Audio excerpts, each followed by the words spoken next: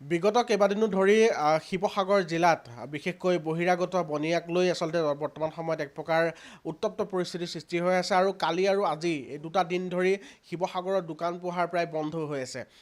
দল সংগঠন ৰাজপথলৈ ওলাই আহিছে, তাৰ লগত ৰাইজৰ সহযোগিতা আমি দেখিছোঁ আৰু যি ধৰণে এগৰাকী ৰাষ্ট্ৰীয় পৰ্যায়ৰ খেলুৱৈক অপদস্থ কৰাক লৈ বৰ্তমান সময়ত শিৱসাগৰৰ উত্তপ্ত পৰিস্থিতিৰ সৃষ্টি হৈছে। এই বিষয়টোৰ সন্দৰ্ভত কিছু কথা পাতিম। মোৰ সৈতে শিৱসাগৰৰ বিধায়ক অখিল গগৈ এই মুহূৰ্তত আছে, মই তেখেতৰ পৰা জানিবলৈ চেষ্টা কৰিম। দুদিন ধৰি শিৱসাগৰ এক প্ৰকাৰ জ্বলি আছে, দল সংগঠনৰ তীব্ৰ প্ৰতিবাদ হৈছে, তাৰ মাজতে কোনোবাই এজাহাৰ দিছে, কোনোবাই এজাহাৰ উঠাই লৈছে। এই গোটেই প্ৰক্ৰিয়াটো আপুনি নিশ্চয় গম পাইছে। গোটেই বিষয়টো লৈ আপুনি কি ক'ব? শিৱসাগৰত আমাৰ জিমি দাস ভূমিপুত্ৰ অনুসূচিত জাতিৰ ছাত্ৰীগৰাকীৰ ওপৰত যি আক্ৰমণ হৈছে এইটো কেতিয়াও গ্ৰহণযোগ্য কথা হ'ব নোৱাৰে। ভূমিপুত্ৰ অসমীয়াৰ যদি অসমতে নিৰাপত্তা নাই তেতিয়াহ'লে নিৰাপত্তা থাকিব ক'ত? গতিকে আক্ৰমণকাৰী 3জনক ইতিমধ্যে জেলত দিয়া হৈছে, আৰু 2জন আছে। মই প্ৰশাসনক আহ্বান জনাইছোঁ সেই 2জনকো গ্ৰেপ্তাৰ কৰি তেওঁলোককো জেলত দিব লাগে। আৰু 2টা কেছত মই ভাবোঁ যে পস্কো লগাই দিব লাগে, কাৰণ ছোৱালীজনী সৰু আৰু তেওঁ প্ৰাইভেট পাৰ্টতো এটেক কৰিছে। গতিকে পস্কো লগাই দিব লাগে আৰু পস্কো লগাই লৈ তেওঁলোকক পূৰা টাইট হেৰি কৰি দিব লাগে। আৰু দেখা গৈছে যে জিমি দাস আৰু তেওঁৰ পৰিয়ালক কিনিবৰ কাৰণে কিছুমান মানুহে কিছুমান দালালে চেষ্টা কৰি আছে। এইটো কেতিয়াও হ'ব নালাগে। যি এই অত্যাচাৰ কৰিছে তেওঁ কঠোৰতম শাস্তি হ'ব লাগে। আৰু জিমি দাসৰ পৰিয়ালে যিমান অত্যাচাৰ ভোগ কৰিলে, তেওঁৰ শাৰীৰিক মানসিক যিমান ক্ষতি হ'ল, গতিকে তেওঁৰ শিক্ষা জীৱন আৰু তেওঁৰ খেলুৱৈ জীৱনৰ কাৰণে এটা ক্ষতিপূৰণ দিব লাগে। জিমি দাসক 20 লাখ টকাৰ এটাৰ ক্ষতিপূৰণ দিব লাগে বুলি মই চৰকাৰৰ ওচৰত দাবী জনাইছোঁ। কিন্তু 30টা জাতীয় সংগঠনে যি প্ৰশ্ন উত্থাপন কৰিছে, খুব ধুনীয়া প্ৰশ্ন 3টা উত্থাপন কৰিছে। 3টা। 1 নম্বৰ কৈছে যে অসমৰ থলুৱা মানুহৰ মাটি বাহিৰৰ মানুহে কিনিব নোৱাৰিব লাগে, থলুৱা মানুহৰ মাটি থলুৱা মানুহৰ হাতত থাকিব। এইটো অতি সুন্দৰ প্ৰশ্ন। এইটোৱে অসমীয়া জাতীয় জীৱন সমৃদ্ধ কৰিব, অসমীয়া জাতিক বচাই ৰাখিব। গতিকে যিহেতু এইবাৰ বিজেপি চৰকাৰে এইবাৰ বিধানসভা অধিৱেশনতে গোৱালপাৰা বৰপেটা জিলাত খিলঞ্জীয়াৰ মাটি বেলেগে কিনিব নোৱাৰিব বুলি আইন আনিব, বিধেয়ক আনিব। সেই বিধেয়কতে আমাৰ তিনিচুকীয়া, ডিব্ৰুগড়, শিৱসাগৰ, যোৰহাট আৰু গোলাঘাটৰ নামটো ভৰাই দিব লাগে। এই 3খন জিলাতো খিলঞ্জীয়াৰ মাটি খিলঞ্জীয়াৰ বাহিৰে বেলেগে কোনো কিনিব নোৱাৰিব। এই বস্তুটো ভৰাই দিব লাগে। আৰু মই ভাবোঁ যে সেইকাৰণে আমাৰ জাতীয় সংগঠনকেইটাই যি 3টা মূল প্ৰশ্ন উত্থাপন কৰিছে, 3টাকে সমৰ্থন কৰোঁ। 1 নম্বৰ মাতৃ প্ৰশ্নটো, 2 নম্বৰ 90% খিলঞ্জীয়াৰ নিযুক্তি। এইটো এটা অত্যন্ত সমৰ্থনযোগ্য কথা যে প্ৰত্যেকটো ব্যক্তিগত প্ৰতিষ্ঠানত 90% খিলঞ্জীয়াক নিযুক্তি দিব লাগে। এইটো মই সমৰ্থন কৰিছোঁ। 3 নম্বৰ কথাটো হ'ল যে আপোনাৰ আপোনাৰ সংগঠনবিলাকে কৈছে যে প্ৰত্যেকখন দোকানতে আন ভাষাৰ লগতে অসমীয়া ভাষাৰ নামটো লিখাটো বাধ্যতামূলক হ'ব লাগে। এইটো বৰ ধুনীয়া কথা। এইটো উগ্ৰ জাতীয়তাবাদী কথা নহয়, এইটো সুস্থ জাতীয়তাবাদী কথা, এইটো সমৰ্থন কৰিব পৰা কথা। এই 3টা সুস্থ জাতীয়তাবাদী কথা তেওঁলোকে উত্থাপন কৰিছে, সুস্থ প্ৰগতিশীল জাতীয়তাবাদ। 1 নম্বৰটো কি? যে মাটি বাহিৰৰ মানুহে কিনিব নোৱাৰিব লাগে, খিলঞ্জীয়াৰ মাটি। 2 নম্বৰটো, ইয়াত যোনেই ব্যৱসায় নকৰক লাগিলে 90% চাকৰি সংস্থাপন নিয়োগ আমাৰ খিলঞ্জীয়াৰ পৰা হ'ব লাগে। আৰু 3 নম্বৰটো হ'ল যে আপোনাৰ দোকানখনত অসমীয়া নাম এটা থাকিবই লাগে। তেওঁলোকে আৰু লগতে কৈছে যে অনা অসমীয়া সংগঠনে শিৱসাগৰত সংগঠন কৰিব নোৱাৰিব, অনা অসমীয়া লোকসকলে। মই সেইকেইটা কথাত এতিয়ালৈকে বিবেচনা আমি এতিয়ালৈকে কৰা নাই। একো কথা পক্ষতো কোৱা নাই, বিপক্ষতো আমি কোৱা নাই। কিন্তু অত্যন্ত 3টা গুৰুত্বপূৰ্ণ জাতীয় প্ৰশ্ন তেখেতসকলে উত্থাপন কৰিছে, আৰু এইটো হ'ল সুস্থ জাতীয়তাবাদৰ লক্ষণ। মাটি, সংস্থাপন, নিয়োগ আৰু অসমীয়া ভাষা। এই 3টা প্ৰশ্ন যদি সঁচাকৈ শিৱসাগৰৰ পৰা এই 3টা খুব ধুনীয়া প্ৰশ্ন উত্থাপন হৈ আহিছে, এই 3টা প্ৰশ্ন কৰিলে মই ভাবোঁ যে এই আন্দোলনখন জয়ী হ'ব। আৰু যিহেতু এইবাৰ অসম বিধানসভাত গোৱালপাৰাত খিলঞ্জীয়াৰ মাটি বেলেগে কিনিব নোৱাৰিব বুলি আহিছেই, বৰপেটাত খিলঞ্জীয়াৰ মাটি বেলেগে কিনিব নোৱাৰিব বুলি আনিছেই বিধেয়ক, গতিকে ডেফিনেটলি এইটোতো আনিব লাগে। আমাৰ শিৱসাগৰৰ কথাটো আনিব লাগে, যোৰহাট আনিব লাগে, গোলাঘাট আনিব লাগে, ডিব্ৰুগড় আৰু তিনিচুকীয়া আনিব লাগে। হৈ যাব, তেতিয়াহ'লে আমি আমাৰ খিলঞ্জীয়াৰ হাতত উজনি অসমখন পূৰা ৰাখি দিব পাৰিম। কালি সমগ্ৰ দিন ধৰি দেখা গ'ল শিৱসাগৰত এক উত্তপ্ত পৰিস্থিতি। ৰাইজ ওলাই আহিলে, প্ৰায় কেইবা হাজাৰ লোক কালি সমবেত হ'ল। তাৰপিছত দেখা গ'ল বিয়লিৰ ভাগলৈ দিছপুৰ আৰক্ষী থানাত এজন ব্যক্তিয়ে শৃংখল চলিহাৰ বিৰুদ্ধে গোচৰ দিলে। আজি পুৱাৰ ভাগত আকৌ ব্যক্তিজনে তেওঁ আলফাৰ ভাবুকি পোৱাৰ পিছত তেওঁ গোচৰটো উঠাই ল'লে। তাৰপিছত আকৌ দ্বিতীয়জন আৰু এজন শংকৰ সিং নামৰ ব্যক্তিয়ে গোচৰ দিছে। গোটেই বিষয়টো সন্দৰ্ভত আপুনি কি কয়? প্ৰথম কথা, শৃংখল চলিহাই অকলে আন্দোলনটো কৰা নাই। গতিকে শৃংখল চলিহাক অকলে কিয় কেছ দিছে, এইটোতো কেতিয়াও হ'বই নোৱাৰে, এইটো কেতিয়াও মানিবলগীয়া কথাই নহয়। দ্বিতীয় কথা, এনেকুৱা এটা চেঞ্চিটিভ মুহূৰ্তত এনেকৈ কোনোবা এজন আন্দোলনকাৰী, আন্দোলনৰ লগত জড়িত, কিছু পৰিমাণে হ'লেও জড়িত মানুহ এজনৰ ওপৰত যদি গোচৰ এটা দি দিয়ে, তেতিয়াহ'লেতো সেইটো কেতিয়াও গ্ৰহণযোগ্য হ'ব নোৱাৰে। এইটোতো ক্লাছটো বঢ়াবহে। গতিকে তেওঁ যে কেছটো উঠাই ল'লে, কি নামটো, তেওঁ যে কেছটো, গৌৰৱ চুমানী বোলা মানুহজনে যে কেছটো উঠাই ল'লে, এইটো আদৰণীয় ঘটনা। আৰু কেছ দিয়াটো বেয়া কথা হৈছিলে, এইটোৱে সংঘাত বৃদ্ধি কৰিব। আৰু কেছটো উঠাই লোৱাৰ কাৰণে মই আদৰণি জনাইছোঁ, ধন্যবাদ জনাইছোঁ। আৰু কেছটো দিয়াৰ কাৰণে মই নিন্দা কৰিছোঁ। কেলৈ দিছিলে তেওঁ। দ্বিতীয় কথাটো কিন্তু তাতকৈ ডাঙৰ গুৰুত্বপূৰ্ণ কথাটো হ'ল যে এজন মানুহে কিবা এটা বিষয়ত কেছ দিলে, হয়নে? কেছটো দিয়াৰ পাছত আলফাই ভাবুকি দিলে। আলফাই ভাবুকি দিয়াৰ পাছত কেছটো উঠাই ল'লে। চৰকাৰখন ক'ত গ'ল? চৰকাৰখনৰ অস্তিত্বটো ক'ত গ'ল? আইন শৃংখলাটো ক'ত গ'ল? আপুনি কথাটো ভাবি চাওক, হয়নে নহয়? আমিতো নিন্দা কৰিছোঁৱে যে তেওঁ কিয় কেছ দিব। এটা সঠিক বিষয়ৰ ওপৰত 30টা সংগঠনে কৰিছে, এজন মানুহৰ ওপৰত কিয় কেছ দিব? কেছ দিবই নালাগে। কেছটো দিছে, সেইটোৱে বিৰোধিতা কৰিছোঁ। কিন্তু কেছ দিয়াৰ পাছত পুলিচে ছিকিউৰিটি দিলে অভিযোগকাৰীক, হয়নে? তো অভিযোগকাৰীক ছিকিউৰিটি দিয়াৰ পাছত অভিযোগকাৰী কিন্তু সন্তুষ্ট, তাৰ পাছতো ভয় খালে।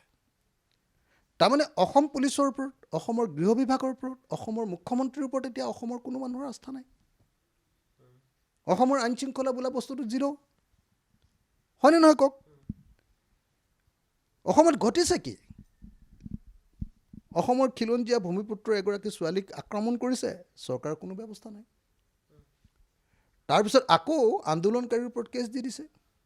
আকৌ আন্দোলনকাৰীৰ ওপৰত দিয়া কেছ আলফাই ধমকি দি দিলে, কেছটো উঠাই ল'লে। চৰকাৰখন ক'ত? চৰকাৰটো ক'তো অস্তিত্বই নাই। গতিকে এই গৃহমন্ত্ৰী, মুখ্যমন্ত্ৰী হিমন্ত বিশ্ব শৰ্মাই পদত্যাগ কৰিব লাগে। আৰু আচল লাজ চাজ থকা চৰকাৰ হ'লেতো চৰকাৰখনকে ভাঙি দিলেহেঁতেন, পদত্যাগ কৰিলেহেঁতেন গোটেই চৰকাৰখনে। কথা এটা মোৰ মনলৈ আহিছে। সেইদিনা 15 আগষ্টৰ যি 25 ঠাইত বোমা যি সংস্থাপন কৰা বুলি আলফাই দাবী কৰিলে, কেইবা ঠাইতো উদ্ধাৰ হ'ল, এতিয়ালৈকে কেইবা ঠাইতো বোমা পোৱাই নাই। তাৰপিছত দেখা গ'ল শিৱসাগৰৰ, আজি জি পি সিঙে কৈছে যে আমি এজন ব্যক্তিক এই গোটেই বিষয়টো সন্দৰ্ভত গ্ৰেপ্তাৰ কৰিছোঁ। কিন্তু শিৱসাগৰত 3জন যুৱকক সংগোপনে গ্ৰেপ্তাৰ কৰি জেললৈ প্ৰেৰণ কৰা বুলি এটা কথা ওলাই আছে, যিটো প্ৰশাসনে সন্মুখত তেওঁলোকে সদৰি কৰা নাই। আপুনি বিষয়টো অৱগত নে? মই অৱগত নহয়, এতিয়ালৈকে মই গম পোৱা নাই কথাটো।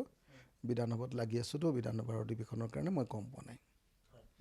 যিহেতু পৰহিলৈৰ পৰা বিধানসভা নিৰ্বাচন আছে, শৰৎকালীন অধিৱেশন আছে, গতিকে আমি দেখিবলৈ পাওঁ প্ৰতিখন বিধানসভাৰ অধিৱেশনত অখিল গগৈয়ে এটা সৰব ভূমিকা তেওঁ পালন কৰে। তেওঁ অকলেই ওৱান মেন আৰ্মিৰ দৰে তেওঁ যুঁজিবলৈ চেষ্টা কৰে শাসক পক্ষৰ বিৰুদ্ধে। গতিকে এইবাৰ অখিল গগৈ কি ইছ্যুলৈ সাজু হৈছে ৰাইজে জানিব বিচাৰিব, আৰু অখিল গগৈ কেনেধৰণৰ প্ৰশ্ন এইবাৰ সদনৰ মজিয়াত উত্থাপন কৰে? স্বাভাৱিকতে এইবাৰৰ প্ৰশ্নবিলাক হ'ব কৃত্ৰিম বানপানী, সমগ্ৰ অসমত হোৱা বানপানী আৰু গৰাখহনীয়া, আৰু তাৰপাছত 3 নম্বৰ বিষয়টো ডেফিনেটলি এই যে আইন শৃংখলা বোলা বস্তুটো যে নাইকিয়া হৈ গ'ল অসমত। কেছ দিলেও যে, কেছ দিয়া মানুহজনকো যে নিৰাপত্তা দিব নোৱাৰে, নিৰাপত্তা দিলেও যে সেই নিৰাপত্তাৰ ওপৰত বিশ্বাস কৰিব নোৱাৰা অসমত পৰিস্থিতি আহি গ'ল।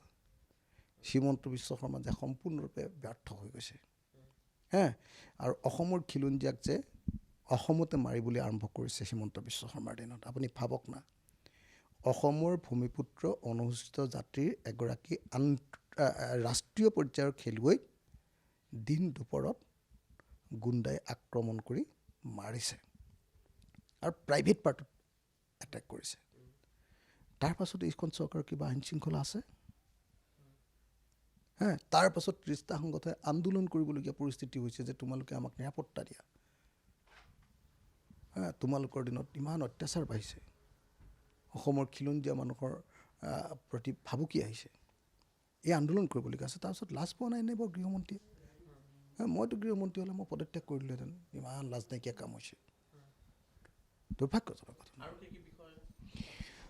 ডেফিনেটলি শিৱসাগৰৰ বিষয়টো উত্থাপন হ'ব, শিৱসাগৰৰ বিষয়টো। কিন্তু এটা অত্যন্ত গুৰুত্বপূৰ্ণ বিষয় এইবাৰ স্মাৰ্ট মিটাৰ অসম বিধানসভাত উত্থাপন হ'বলগীয়া। অত্যন্ত মইতো উত্থাপন চব কৰিব নোৱাৰোঁ, মোকতো এজন মানুহ বেছি সময় নাপাম আপোনালোকে জানে। আৰু মোকো কথা ক'বলৈ 1 মিনিট 17 ছেকেণ্ড দিয়ে মোক, হয় নাই? মই চব মোক আৰু বেছিভাগ ডিভাইচতে মোক এণ্টাৰটেইনেই নকৰে, মানে মইতো টান প্ৰশ্ন আনো বুলি কয়, বুজিছেনে নাই? গতিকে মোক ক'বলৈকে নিদিয়ে। তো গতিকে মই আশা কৰিম যে অসমৰ এটা অত্যন্ত জ্বলন্ত অসমৰ প্ৰশ্ন, সেইটো হ'ল আপোনাৰ স্মাৰ্ট মিটাৰত লুণ্ঠন, স্মাৰ্ট লুণ্ঠন। যিটো আপোনালোকে সকলোৱে দেখিছে যে অসমৰ মুখ্যমন্ত্ৰীজন হিমন্ত বিশ্ব হোৱাৰ পাছত কেনেকুৱা ধৰণৰ লুণ্ঠন।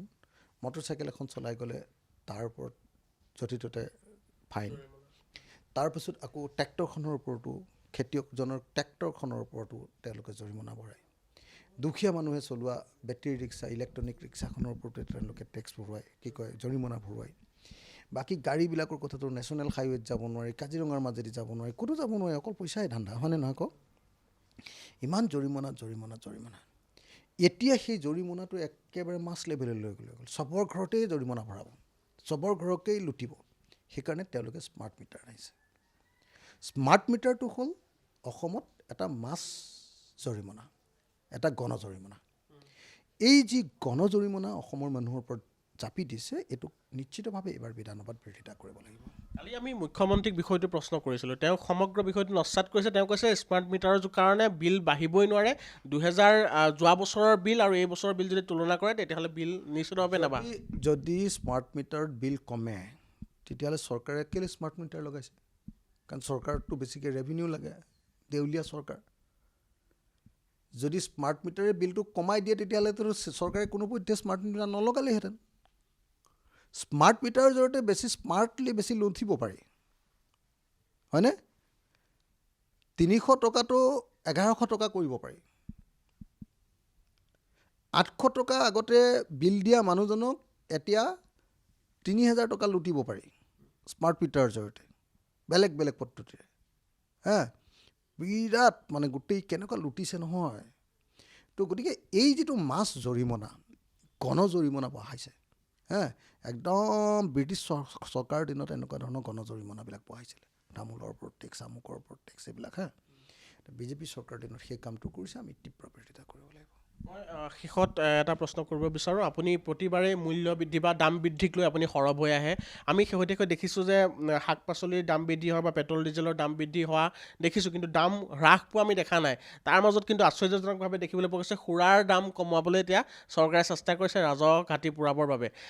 গোটেই বিষয়টো লৈ আপোনাৰ এইবাৰ বিধানসভাত তেনেকুৱা স্থিতি থাকিব? যিটো বস্তুৰ দাম বঢ়াব লাগে সেইটোৰ দাম কমাইছে, আৰু যিবিলাক বস্তুৰ দাম কমাব লাগে সেইবিলাকৰ দাম বঢ়াইছে, হয়নে নহয় কওক? এতিয়া সুৰাটো কম দামত দি দিলে বেছিকৈ খাব, আমাৰ ল'ৰা ছোৱালী বেছিকৈ আমাৰ ল'ৰা ছোৱালী বেছিকৈ লোকচান হ'ব, হয়নে নহয়? মানুহৰ, আমাৰ মহিলাবিলাকে বেছি অত্যাচাৰৰ সন্মুখীন হ'ব, হয়নে নহয় কওক? মুখ্যমন্ত্ৰীয়ে কৈছে যে আপোনালোকে নিউজটোৱে বজাব নালাগে, কিহৰ মদৰ নিউজ বজায়? তো মুখ্যমন্ত্ৰীয়ে যদি নিউজটো বজাব নালাগে, মদটো একেবাৰে বন্ধ কৰি দিব লাগে। মদৰ দাম বঢ়ায়, মদৰ টেক্স বঢ়ায়, মদৰ দ্বাৰা লুণ্ঠন কৰে, মদৰ 2 নম্বৰী বিজনেছ কৰে, অৰুণাচলী মদৰ বিজনেছ, সেইবিলাকৰ নিউজ কৰিব নালাগে মুখ্যমন্ত্ৰীৰ মতে। আপোনালোকৰ মুখখন বন্ধ থাকিব লাগে, কিন্তু তেওঁলোকৰ 2 নম্বৰী বিজনেছটো চলি থাকিব লাগে। এইটোতো ভয়ানক কথা এটা কৈছে, হয়নে নহয় কওক? গতিকে মই ভাবোঁ যে মদৰ যিটো দাম হ্ৰাস কৰাৰ যিটো ঘটনা, এইটো অসমীয়া মানুহক আৰু বেছি ব্ৰিটিছে কানি খুৱাই যেনেকৈ ধ্বংস কৰিছিলে, তেনেকুৱা ধৰণৰ এটা ব্যৱস্থা, বেছিকৈ লুটন দিয়াৰ ব্যৱস্থা, পৰিয়ালবিলাক ধ্বংস কৰাৰ ব্যৱস্থা হিমন্ত বিশ্ব শৰ্মাই মুখ্যমন্ত্ৰীৰ কাৰণে তেওঁ বুজি পোৱা নাই যে মদৰ দ্বাৰা কেনেকৈ গাঁওবিলাক ধ্বংস হৈ যায়, কেনেকৈ। গতিকে সেইটো তেওঁ যিটো কৰিছে, এইটো অসমীয়া জাতিৰ প্ৰতি অন্যায়। গুৱাহাটীৰ কৃত্ৰিম বান নিৰ্মূলৰ বাবে এইবাৰ নেডাৰলেণ্ডৰ এটা কোম্পানীক ঠিকা দিবলৈ আগবাঢ়িছে চৰকাৰ। ইতিমধ্যে উচ্চ ন্যায়ালয়ত গোটেই বিষয়টো তেওঁলোকে শপতনামা দাখিল কৰিছে। প্ৰতিবেদন আকৌ বোলে গুৱাহাটীৰ কৃত্ৰিম বান বোলে হেৰিয়েহে জেহাদহে হৈছে, আৰু মই ফ্লাড জেহাদে হৈছে আৰু মই শুনিছিলোঁ যে জেহাদ মানে একেবাৰে মষিমূৰ কৰি দিয়াৰ ক্ষেত্ৰত বিজেপি চৰকাৰ সমান ডাঙৰ চৰকাৰ ক'তো নাই। হিমন্ত বিশ্ব শৰ্মাই বোলে গোটেই ভাৰতৰ ভিতৰতে জেহাদ নিৰ্মূল কৰাত 1 নম্বৰ। তো তেওঁ নিৰ্মূল কৰি দিব লাগে। এতিয়া নেদাৰলেণ্ডৰ কোম্পানী কেলৈ লাগে ফ্লাড জেহাদ বন্ধ কৰাবৰ কাৰণে? নেদাৰলেণ্ডৰ কোম্পানীয়ে ফ্লাড জেহাদ বন্ধ কৰিব নেকি? কওক আপুনি, জেহাদ বুলিয়ে কৈছে তেওঁ। জেহাদটো গৃহ বিভাগেহে বন্ধ কৰিব লাগে, হয়নে নহয় কওক? যদি ফ্লাডটো জেহাদেই হয়, নেদাৰলেণ্ডৰ কোম্পানীয়ে নোৱাৰে নহয়। আচল কথাটো কি, ওপৰৰ পৰা পানী আহিছে, সেই পানীটো যাবৰ কাৰণে নলা নৰ্দমা নাই। তেওঁ 15 বছৰ তেওঁ গুৱাহাটী উন্নয়ন মন্ত্ৰী আছিলে, একো কাম নকৰিলে। এতিয়া আটাইতকৈ গুৱাহাটীক লুণ্ঠন কৰা অশোক সিংঘালক তাৰ মন্ত্ৰী পাতি দিলে। ইয়াকে কয় বোলে, কি বুলি কয় এইটো, উদক ভেটাৰখীয়া পতীয়া। উদক ভেটাৰখীয়া পাতি দিলে। আটাইতকৈ লুণ্ঠনকাৰী মানুহজনকেই গোটেই গুৱাহাটীত বিল্ডিংবিলাক কোনে বনাই আছে, 2 নম্বৰী কামবিলাক কোনে কৰি আছে? সেই মানুহজনক যেতিয়া গুৱাহাটী মহানগৰ উন্নয়ন দপ্তৰ, housing and urban corporation, urban affairs দি দিলে, তেতিয়াহ'লে ক'ত অসমৰ বানপানী সমস্যাৰ সমাধান হ'ব? এইটো বানপানী সমস্যাৰ সমাধান নহয়। কৃত্ৰিম বানপানী সমস্যা নেদাৰলেণ্ড নালাগে, স্বৰ্গৰ কোম্পানীক দি দিলেও নহ'ব এনেকৈ। তেওঁলোকৰ ভিজন লাগিব ন, চ'চ লাগিব ন, চিন্তাধাৰা লাগিব ন, ইডিঅ'লজি লাগিব ন? নাই, এইটো নাই। তেওঁলোকে খালী বস্তুটোৰ সমস্যাটোৰ সমাধান নকৰি তাক অকল হিন্দু মুছলমান কৰিব খোজে। ধন্যবাদ জ্ঞাপন কৰিছোঁ অখিল গগৈ ডাঙৰীয়া। প্ৰিয় দৰ্শক, ইমান পৰে মোৰ সৈতে আছিল শিৱসাগৰৰ বিধায়ক অখিল গগৈ। পৰহিৰ পৰা শৰৎকালীন অধিৱেশন বিধানসভাৰ আছে আৰু তাৰ বাবে অখিল গগৈ সাজু হৈছে। সমান্তৰালভাৱে শেহতীয়া শিৱসাগৰৰ যি অশান্তজনক পৰিৱেশ, গণতান্ত্ৰিক প্ৰতিবাদ হৈ আছে, তথাপি শিৱসাগৰত এতিয়া দেখিবলৈ পোৱা গৈছে যথেষ্ট পৰিমাণৰ এক প্ৰকাৰ সংঘাতপূৰ্ণ এক পৰিৱেশ হোৱাৰ দৰে গতি কৰিছে। গতিকে তাৰ মাজতো তেখেতৰ পৰা স্থানীয় বিধায়ক হিচাপে তেখেতৰ মন্তব্য ল'বলৈ চেষ্টা কৰিলোঁ। কেইবাটাও বিষয়ত তেওঁ আমাৰ আগত বহুকেইটা মন্তব্য প্ৰকাশ কৰা দেখিবলৈ পোৱা গ'ল।